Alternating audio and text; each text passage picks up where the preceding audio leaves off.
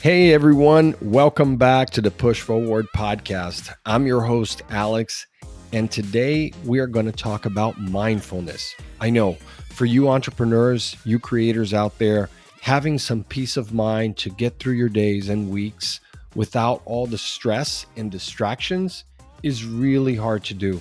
I know because I'm in that world and I understand how difficult it is to run multiple businesses, be in a place where you are constantly creating a ton of valuable content.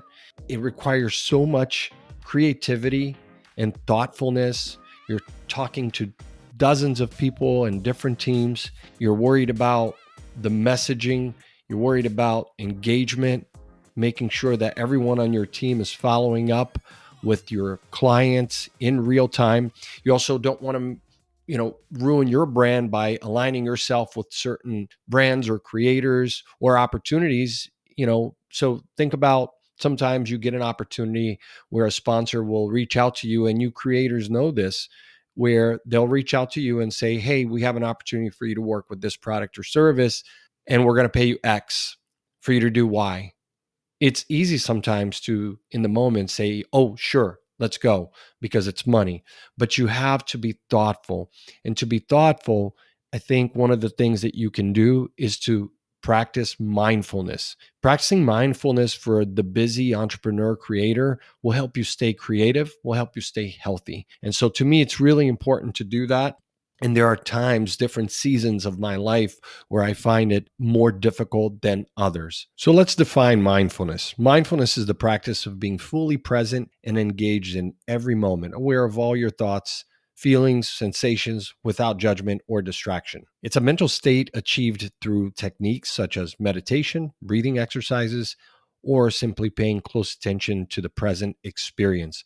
So for me, I break those up into different areas throughout my day. I have the time where I'm doing meditation, other times where I may be doing breathing exercises, but ultimately it's being there in the moment. So every time I'm talking to a staff member, someone on my team, if I'm talking to anyone in my family, my kids, my wife, a neighbor, my mom, really anyone, your clients, you make an immense effort to really be there in the moment and without judgment, because I feel like this is something that we all naturally do. I can only speak for myself, but I know there are studies to show that when you're in the moment and listening to someone and you're already thinking about what your response is going to be, you're really not being mindful. And so for creators, because in the world of entrepreneurship or being an influencer, anyone who's creating anything, it's really difficult because you've got so many things coming at you all day long, right? And there are different people asking different things of you. Obviously, this is a position that you chose to be in, so that is a good thing. But the best work comes when you are at your best, both physically and mentally. You make the best decisions then. And so this is why I want to stress the importance of mindfulness at its highest level. This is not something I learned overnight. It was something that it took me many years to really buy into it, because I thought, hey, I just get things done. That's how I work. But it's not really about that. And as I get older and work with different people that I've met throughout my life, I've felt like, wow, I can't believe I spent so much time doing it this way, when boy, there was a shorter, not even a shortcut, but just a better way of doing it. And in the case of creating content, creating products, you are putting so much time to obviously create something that someone on the other end is going to hopefully enjoy. And so if you're not truly in the moment doing it, it doesn't work as well. So there is something called the stress creativity paradox. And it's basically, if you think of like one of those things where we call a double-edged sword, because on one hand, stress can spark creativity. I know this is true for me. And it's the push that turns a blank canvas into art, or a concept into something bigger. For me, it definitely works that way. When I have my back against a wall, that stress pushes me to be more creative. But on the other hand, too much stress can stifle my creativity. And also lead me to burnout. And I can also say I've experienced that. So it's crucial to strike that balance. And the stress creativity paradox is something that is real. So some people will say, well, I don't work at all well under pressure. And if I did work under pressure, I wouldn't be able to be creative. That's something that you need to know about yourself. And I always ask different people about, especially entrepreneurs, creators, leaders, is, how much do you really know about yourself? Have you done behavioral assessments like a DISC profile or a cognitive assessment? These things have definitely helped me learn more about myself, but also my team, what makes them tick. Right? If they're what we would call like a typical type A personality, well, what makes them move? What are their triggers? How can we work better within teams, communication wise? These are all things that are important for you to be mindful of in real time. So if you're mindful about yourself and others at that level, you will be that much more creative, and you'll be able to execute much faster. What about the role of physical health? Well, physical health isn't detached from mental well-being. They're both two sides of the same coin. Exercise boosts your endorphins, sleep rests your mind. I know this because I used to go years on 2-3 hours of sleep a night and think nothing of it, right? Always did exercise, enjoyed doing the exercise, but for me, sleep was like, hey, you know what? Leave it for when I'm dead one day. And it was just such a silly thing because it wasn't until I got older that I understood the importance. And then of course, balanced diet, which provides those nutrients for your brain. So these days I try to make sure that I'm taking certain vitamins that, well, in my early years, in my 20s, didn't matter, right? But now I want to make sure that things that I lack in certain foods, I can take it with a vitamin. So, perhaps seeing a nutritionist, someone who really understands the science based on your body type, based on your goals, is something that if you dive deeper into it, you can see how these factors will influence your creative output. So that's, again, part of being mindful. Now,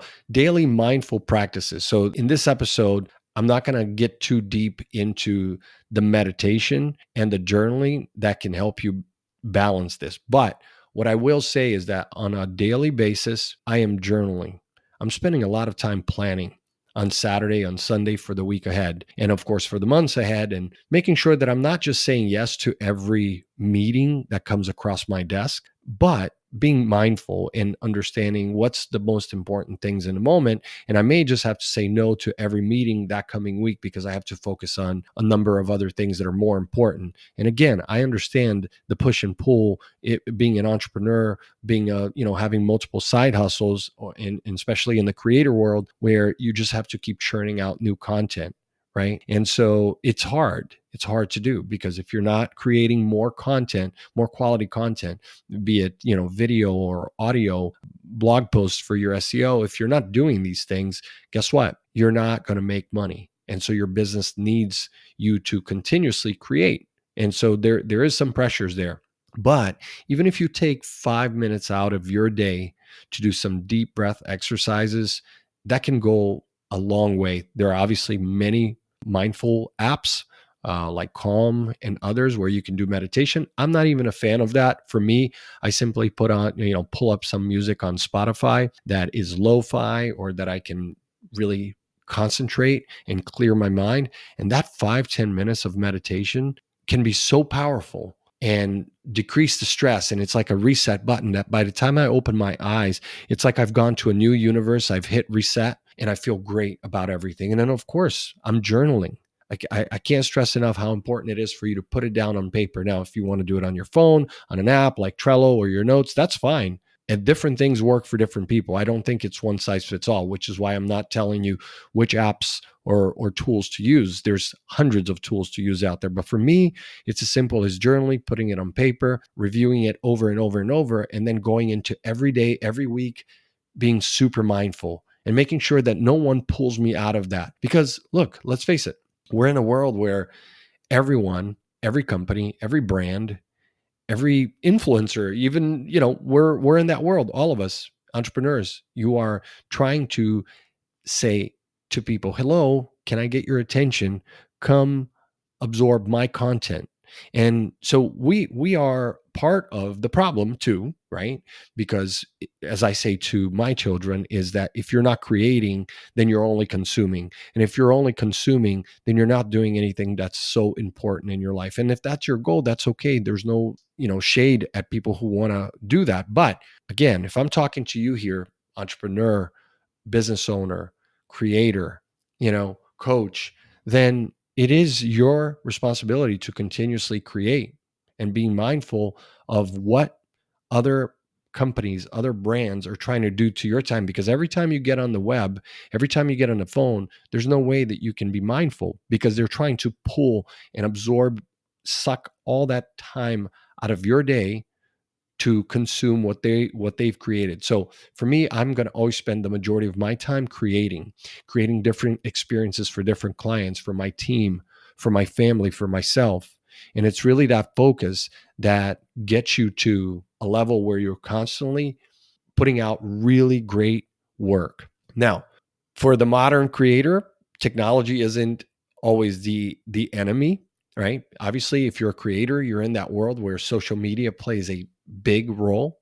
If you are even just creating blogs, for example, or YouTube videos, you probably need a lot of technology, which then can consume a lot of time. So what I recommend doing in that case is that you outsource a lot of this work. You outsource it to people that you bring onto your team so that you can focus on still creating the craft, creating the product, and then let them worry about all these tools that can be so time consuming and not as enjoyable as most would like it to be, right? So, mindfulness, listening, and communication. This one is huge because, we absorb so much information and inspiration from around the world, around us, right? And listening allows us to filter this information consciously, while helping us connect deeper with our craft and with people. So, listening to your team, communicating with your clients, with your brands, this is like super important. And like I said, this would come out in your daily journaling. And if you're doing that kind of planning, you know that the communication is going to be clean. Something I'll ask clients and employees is say, like, look, where do you want to meet me? Do you want to meet me on WhatsApp? Is it email? Is it via Zoom, face to face for a coffee? But let's get clear because everyone wants something different. So for me, it's my goal to make sure that I meet everybody at least halfway, if not further, to make sure that they're having a great experience with me. I did touch on this at the beginning, but I'm going to hammer it on in this again because I've struggled with this for years, is the importance of saying no. Yes, opportunities are crucial, but knowing when to say no is equally important. Overcommitting is a surefire way to mental exhaustion. And, I always talk about opportunities and that come my way as I grow the business. There are obviously always opportunities knocking at my door, but sometimes they're masked as opportunities. And in essence, they're not opportunities. They're just other people or companies, organizations trying to partner with what I do or with our team here at the Push Forward podcast. But really, it's not an opportunity. It's an opportunity for them to sell me on something. So you have to be very careful and protect your time because your time is all you've got. And if you give up your time, you will not have as much freedom to do what you want to do. So that is very important when it comes to being mindful. All right. That's it for today's episode. Thanks for tuning in, and I hope you found this episode valuable. Until next time, keep pushing forward in your content game. And if you like the podcast, subscribe, give us a review, share it with a friend.